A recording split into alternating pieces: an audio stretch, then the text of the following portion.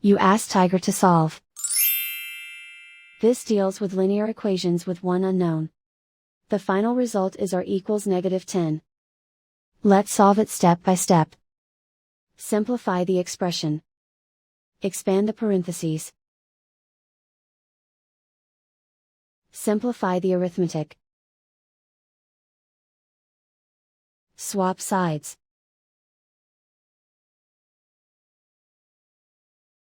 Group all constants on the right side of the equation.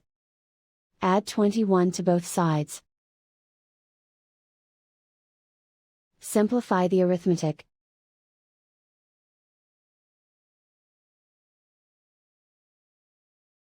Isolate the r. Divide both sides by -3.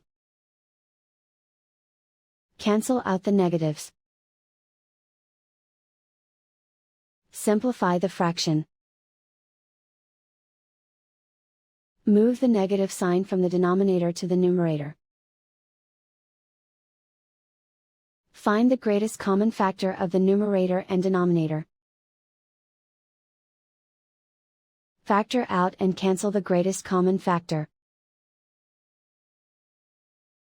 And so the final result is r equals -10.